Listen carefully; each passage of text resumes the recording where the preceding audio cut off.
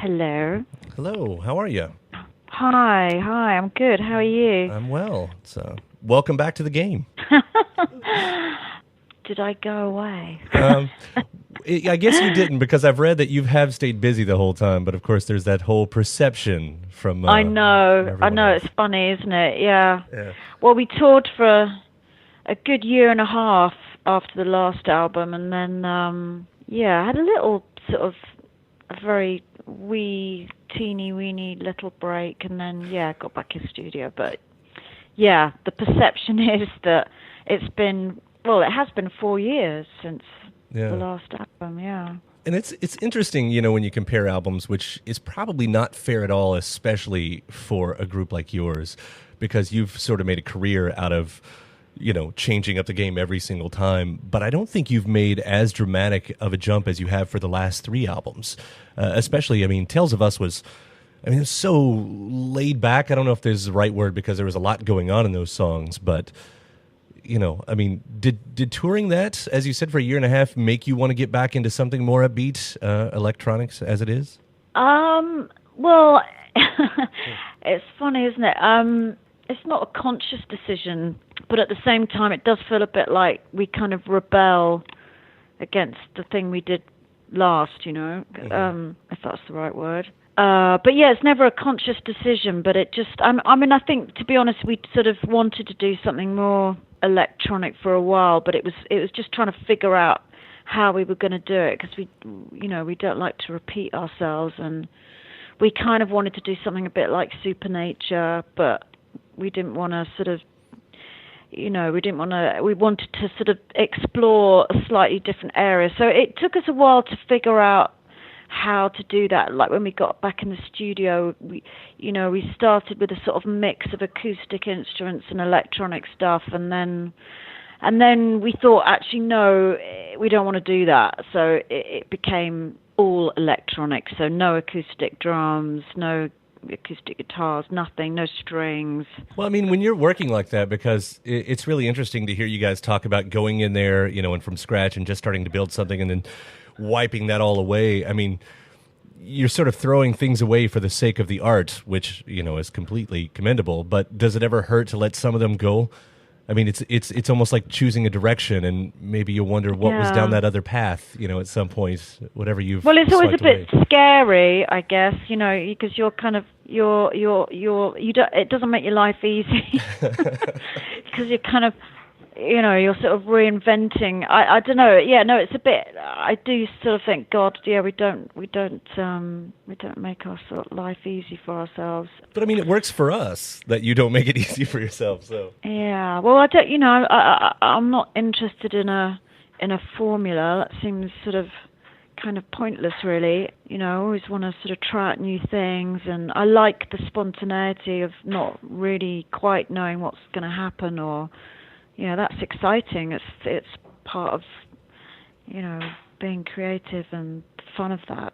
that first single, Anymore, which is great. I started laughing last night when I realized that it's more or less just three chords, right? Like that whole song. It's very simple. It's very simple. Yeah, it's interesting. Kind of that definitely was one of the things I wanted to try and simplify, sort of put more space into the music. And I think in past albums there's always a lot of layers and lots of parts, components to things, which is great. But I think, it was something that we were quite interested to sort of strip things back. And the thing is, I think once if something can work and be very, very simple, I think that's a really good place to be, especially when you're dealing with sort of rhythm. And Ooh La La is really simple. Some of the best tunes are, I think. Right.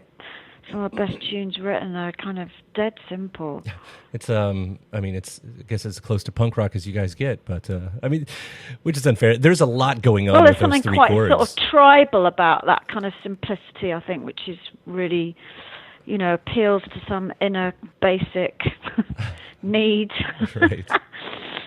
And I've heard you, and the video for Anymore is really beautiful, by the way. Oh, thank you. Yeah. Oh, good. I'm glad you like it. Yeah. While we're still talking about that, and I've seen the word androgynous thrown around quite a bit with that, and I guess that's have to do with. I don't know if that's your intention or if that's just the press looking for a word or anything, but I mean that's something artists have been exploring for a long time, and it's true. Yeah, for sure. If that was the case, what drew you to it? What made you want to explore that? Well, I think I've always, when I was a kid, when I was really little, I had a crush on a girl at school she was Spanish. I went to a convent school, and she had that sort of tomboy look, which I found really appealing. And, I had a crush on Joan Jett, and then I remember Mark Bolan, had a real crush on him because he kind of, and then I was obsessed with Prince because I think I've always been fascinated by, and Bowie and, women, men who sort of somehow are a mix of lots of things, and that's always, that aesthetic has always appealed to me. I find it really interesting and beautiful. And I think I've always kind of had an admiration for women who don't have any hair. Mm-hmm. I think there's a part of me that kind of, I wish I had the nerve to shave my head. You can do it. Hair's such a, I know, I used to have anyway.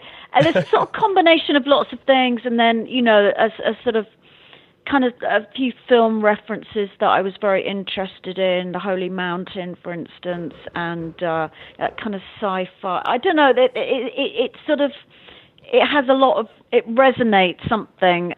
There's a lot of things about it that appeal to me, and it's so strong and striking, and I think it's sort of very beautiful in a kind of quite sort of rather brutal way. I don't know. I love it.